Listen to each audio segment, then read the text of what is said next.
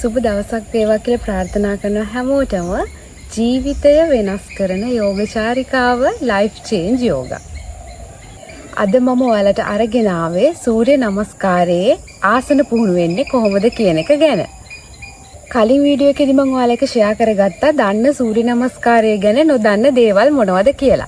ඒ video එකේදී මම ඔයාලා එක්ක කතා කරා සූර්ය නමස්කාරයේ තියෙන ප්‍රයෝජන මොනවද, සූර්ය නමස්කාරයේ ඉතිහාසය මොනවද කියන එක ගැන. ඉතින් ඒ වීඩියෝ එක බලපු නැති කෙනෙක් ඉන්නවා නම් ඒ වීඩියෝ එක බලලා මේ වීඩියෝ එකත් එක්ක එකතු වෙන්න කියලා ආරාධනා කරනවා. සූර්ය නමස්කාරයේ ආසන 7ක් සහ පියවර 12ක් තියෙනවා. අද අපි කතා කරන්නේ ඒ ආසන 7න් ආසන 3ක් ගැන.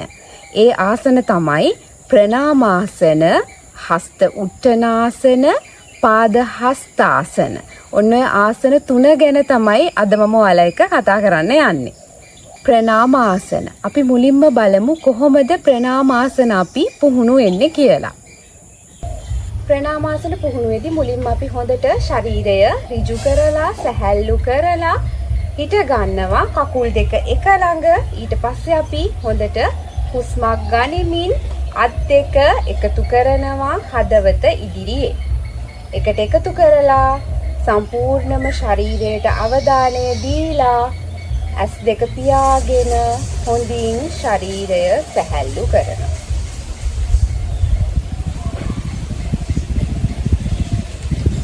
හොඳයි, ඔයාලට අදහසක් ගන්න පුළුවන් වෙන්නේ නැති ප්‍රණාමාසනය කොහොමද පුහුණු වෙන්නේ කියලා. මේ ප්‍රණාමාසනය කියලා කියන්නේ සූර්ය නමස්කාරයේ පළවෙනි සහ අන්තිම ස්ටෙප් එක. ඒක යෝග ව්‍යායාමවලදී හදවතට සමීප කරවන ප්‍රධාන ඉරියව්වක් විදියට හඳුන්වනවා. මේක යෝගයේදී අංජලි මුද්‍රාව කියලත් හඳුන්වනවා. මේ මුද්‍රාවෙන් සංකේතවත් කරන්නේ ගෞරවය. අපි බලමු ප්‍රණාමාසනයෙන් අපිට ලැබෙන ප්‍රයෝජන මොනවද කියලා. අපිට මුලින්ම ප්‍රණාමාසනයෙන් ලැබෙනවා මානසික සාමය.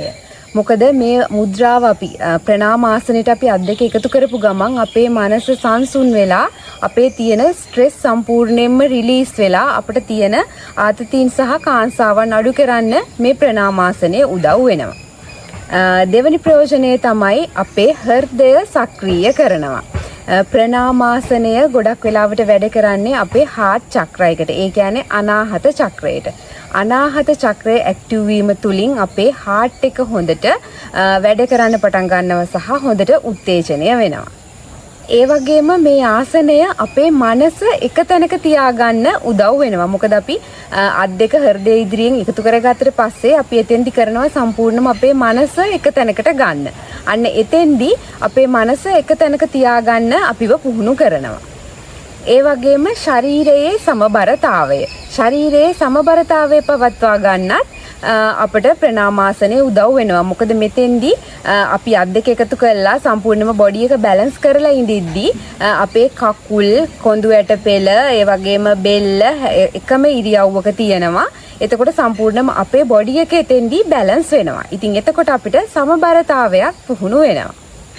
ඒ වගේම තමයි ආහාර ජීර්ණය පහසු කරනවා. ප්‍රණාමාසනයේ දීර්ඝකාලීනව පුහුණු වීම තුලින් ඔයාලට ආහාර ජීර්ණය පහසු කරගන්නත් පුළුවන්. ඒ වගේම ඔයාලගේ උරහිස්වල සහ පපුවේ නම්‍යශීලී බව වැඩි කරන්නත් ප්‍රණාමාසනයට පුළුවන්. අපි දැන් බලමු ප්‍රණාමාසනය ඔයාලගේ ශරීරයේ මොන චක්‍ර මතද ක්‍රියා කරන්නේ කියලා. ප්‍රණාමාසනයේ ප්‍රධාන වශයෙන්ම ක්‍රියා කරන්නේ ඔයාලගේ හાર્ට් චක්‍රයක. එහෙමත් නැත්නම් අනාහත චක්‍රය මත. අනාහත චක්‍රය ඔයාලගේ ශරීරයේ මධ්‍යගතව තමයි පිහිටලා තියෙන්නේ. අනාහත චක්‍රය නියෝජනය කරනවා ආදරය, දයාව, අනුකම්පාව වගේ හැඟීම්. ඉතින් ප්‍රණාමාසනය තුලින් ඔයාලගේ හાર્ට් චක්‍රයක සක්‍රිය කරනවා.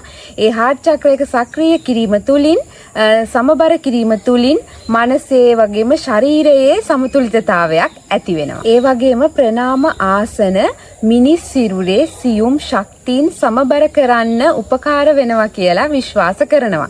ඉතින් සූර්ය නමස්කාරයේ පළවෙනි ස්ටෙප් එක විදියට ප්‍රණාමාසන ඔයාගේ ශරීරය සහ මනස එකට සම්බන්ධ කරලා අභ්‍යන්තර සාමය ඇති කර ගැනීමට සහ සමබරතාවය පවත්වා ගැනීමට උදව් වෙනවා.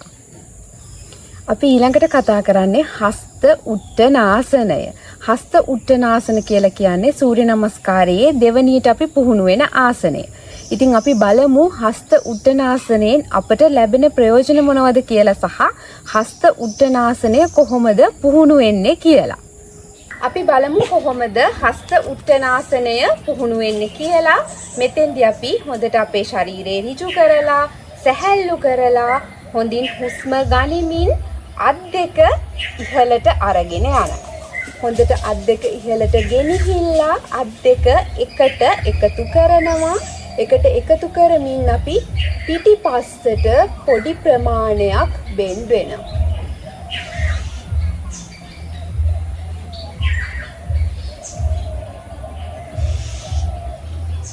හුස්ම පිට කරමින් අත් දෙක පහළට. මේ පැත්තට බැලුවොත් හුස්ම ගනිමින් අත් දෙක ඉහළට ගෙනිච්චා. එතකොට උර හිස් දෙක අපේ කන් දෙකේ ගෑවිලා තියෙන්නේ. අත් දෙක එකට එකතු කරලා අපි පොඩි ප්‍රමාණයක් පිටිපස්සට බෙන්ඩ් වෙනවා.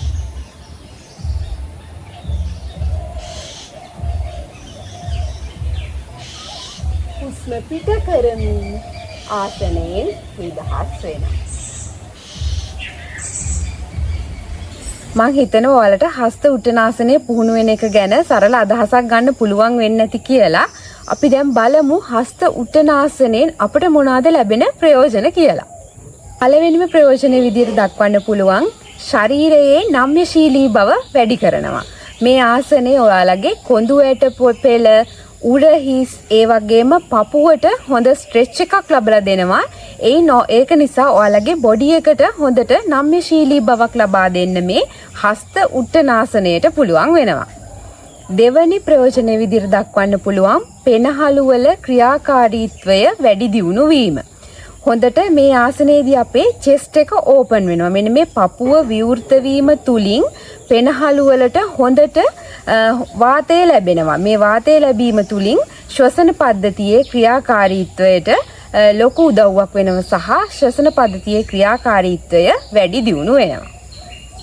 තුන්වෙනි ප්‍රයෝජනය තමයි ඔයාලගේ ආතතිය අඩු කරන්නත් මේ හස්ත උට්ටනාසනයට පුළුවන්.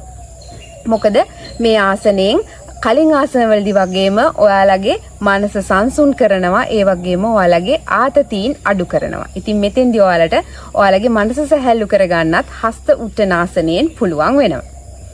ඒ වගේම තමයි ඔයාලගේ වකුගඩු හොඳින් උත්තේජනය කරන්න හස්ත උට්ටනාසනයට පුළුවන්.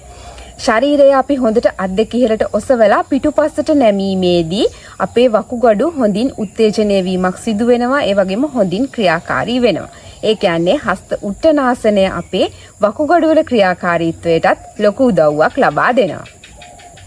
අපි දැන් බලමු හස්ත උට්ටනාසනය ඔයාලගේ ශරීරයේ මොන චක්‍ර මතද ක්‍රියා කරන්න කියලා.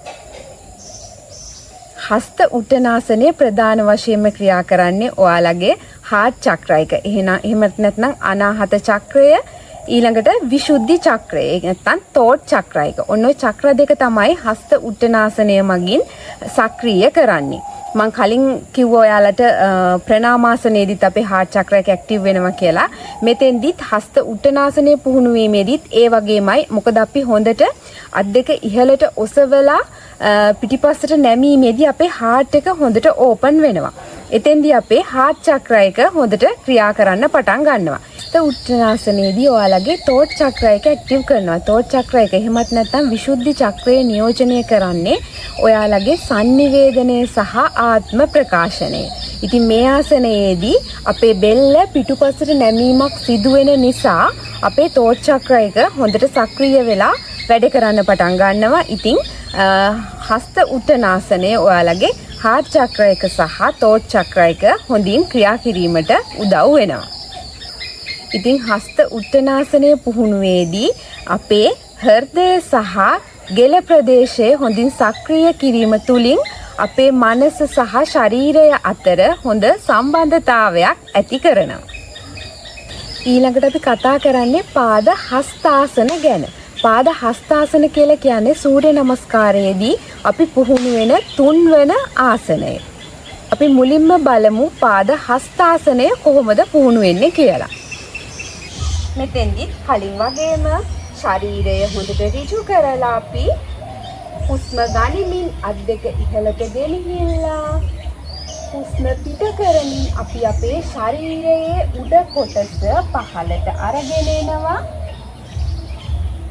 ඇවිල්ලා තමන්ට පුළුවන් තැනින් අත් දෙක තියාගන්න. තියලා හිමින් අරගෙන එනවා පාද දෙක දෙපසට අත් දෙක. හිමින් හිස ගෙනියන්න උත්සාහ කරනවා දන හිස දෙසට.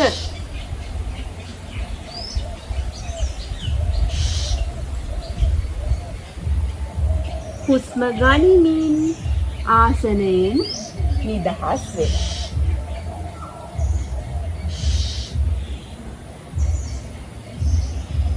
හොඳයි, ඔයාලට පාද හස්තාසනය පුහුණු වෙන්නේ කොහොමද කියන එක ගැන සරල අදහසක් ගන්න පුළුවන් වෙන්නේ නැති කියලා මම හිතනවා. අපි දැන් බලමු පාද හස්තාසනයෙන් ඔයාලට ලැබෙන ප්‍රයෝජන මොනවද කියලා. පාද හස්තාසනයෙන් ලැබෙන පළවෙනිම ප්‍රයෝජනය විදිහට මට දක්වන්න පුළුවන් කොඳු ඇටපෙළ සහ කකුල් හොඳින් දිගෑරීම. මේ ආසනය පුහුණු වීමේදී ඔයාලගේ කොඳු ඇටපෙළට ඒ වගේම කකුල්වල පිටුපස ප්‍රදේශයට හොඳට ස්ට්‍රෙච් එකක් හම්බෙනවා. එතකොට ඒ ප්‍රදේශවල තියෙන මාංශ පේශීන් හොඳට ඇදීමට ලක් වෙලා ඔයාලගේ කොඳු ඇටපෙළේ සහ කකුල්වල හොඳ නම්‍යශීලී බවක් ලබා ගන්න පුළුවන් වෙනවා. දෙවැනි ප්‍රයෝජනය තමයි ආහාර ජීර්ණය වැඩි දියුණු කිරීම. මේ ආසනයේදී අපි ඉදිරියට නැමීමේදී හොඳට අපේ උදරය ප්‍රදේශය මසාජ් වෙනවා. එතකොට මේ උදරය මසාජ් වීම තුලින් අපේ ආහාර ජීර්ණ පද්ධතිය තුල තියෙන අවයව හොඳින් උත්තේජනයට ලක් වෙනවා. මේක බඩවැල් වල ක්‍රියාකාරීත්වයටත් හොඳ බලපෑමක් තියෙනවා. ඉතින් මේ ක්‍රියාකාරීත්වය තුලින් අපේ ආහාර ජීර්ණය ක්‍රමවත් කරනවා වගේම මලබද්ධය වගේ තියෙන ගැටලු අඩු කරන්නත් පාද හස්තාසනය අපට උදව් වෙනවා. ඊළඟ ප්‍රයෝජනය තමයි මොළයට තියෙන රුධිර ගලණය වැඩි කිරීම. මොකද මේ ආසනයේදී අපි අපේ හිස පහළට අරගෙන යන නිසා මොළයට සහ ස්නායු පද්ධතියට හොඳින් රුධිර ගලණයක් සිද්ධ වෙනවා. ඉතින් එතකොට අපේ මානසික ආතතිය, ඒ වගේම කාංසාව, ඒ වගේම අපේ තියෙන මහන්සිය අඩු කරන්න ලොකු උදව්වක් වෙනවා.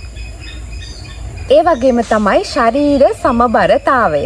මේ ආසනය අපේ ශරීරයේ ස්ථාවරත්වය වගේම සමබරතාවය වැඩි කරන්න ලොකු උදව්වක් ලබා දෙනවා. දැන් අපි බලමු පාද හස්තාසනය තුලින් අපේ ශරීරයේ ක්‍රියාකාරී වෙන්නේ මොන චක්‍රද කියන එක ගැන. පාද හස්තාසනය තුලින් මුලින්ම ක්‍රියාකාරී කරන්නේ ඔයාලගේ මූලාධාර චක්‍රය වගේම ස්වාදිෂ්ඨාන චක්‍රය. මූලාධාර චක්‍රය පිහිටලා තියෙන්නේ ඔයාලගේ කොඳුවට පෙළේ පහළම කොටස ආශ්‍රිතව. ඉතින් මේ ආසනයේදී මූලාධාර චක්‍රය හොඳින් ක්‍රියාකාරී වෙනවා. මූලාධාර චක්‍රය ඔයාලගේ ස්ථාවරත්වය, ආරක්ෂාව, ඒ වගේම පැවැත්ම නියෝජනය කරනවා. ඉතින් මේ පාද හස්තාසනය මගින් ඔයාලගේ මූලාධාර චක්‍රය හොඳින් සක්‍රිය කරනවා. ඒ වගේම පාද හස්තාසනය තුලින් ඔයාලගේ ස්වාදිෂ්ඨාන චක්‍රය හොඳින් ක්‍රියාකාරී කරනවා. ස්වාදිෂ්ඨාන චක්‍රය නියෝජනය කරන්නේ ඔයාලගේ නිර්මාණශීලීත්වය, හැඟීම්, ඒ වගේම ලිංගිකත්වය. ඉතින් මේ දේවල් හොඳින් ක්‍රියාකාරී කරන්න පාද හස්තාසනයේ පුහුණුව ඔයාලට උදව් ලබා දෙනවා. ඉතින් පාද හස්තාසනය අපේ ශරීරයේ තියෙන පහළ කොටසේ තියෙන චක්‍ර හොඳින් ක්‍රියාකාරී කරමින් ශරීරයේ සහ මනසේ සමබරතාවය ඇති කරගන්න අපට උදව් කරනවා. අද වීඩියෝ එකේ මම ඔයාලට අරගෙන ආවා සූර්ය නමස්කාරයේ පළවෙනි ආසන 3. ප්‍රණාමාසන, හස්ත උත්තනාසන, ඒ වගේම පාද හස්තාසන පුහුණු වෙන්නේ කොහොමද කියන එක ගැන වගේම ඒ ආසන වලින් අපිට ලැබෙන ප්‍රයෝජන මොනවද කියන එක ගැන. ඉතින් මේ වීඩියෝ එක යෝග අලුතෙන් පුහුණු වෙන්න ඉන්න කෙනෙකුට ගොඩක් ප්‍රයෝජනවත් වෙන්නේ නැති. ඒ වගේම යෝග පුහුණු වෙන අයටත් ඔයාලට මොනවා හරි ප්‍රශ්නයක් තිබ්බනම් පුහුණුවේදී ඒ ගැටලු निराකරණය කරගන්න මේ වීඩියෝ එක ප්‍රයෝජනවත් වෙන්නේ නැති කියලා මම හිතනවා. ඒ වගේම මේ ආසන පුහුණුවේදී ඔයාලට මොනවා හරි ගැටලුවක් තිබ්බොතින් අනිවාර්යයෙන්ම කමෙන්ට් එකක් දාගෙන යන්න. ඒ වගේම මේ වීඩියෝ එක ගැන ඔයාලට හිතන දේ කමෙන්ට් එකක් දාගෙන යන්න අමතක කරන්න එපා. ඉතින් ඉදිරියටත් මේ වගේ වැදගත් වීඩියෝස් බලන්න අනිවාර්යයෙන්ම Life Change Yoga YouTube channel එක subscribe කරලා තියාගන්නත් අමතක කරන්න එපා. ඉතින් මේ වගේම වැදගත් වීඩියෝ එකකින් ආයෙ හමු වෙනකන් හැමෝටම සුවපත් දවසක් වෙන්න කියලා ප්‍රාර්ථනා කරනවා.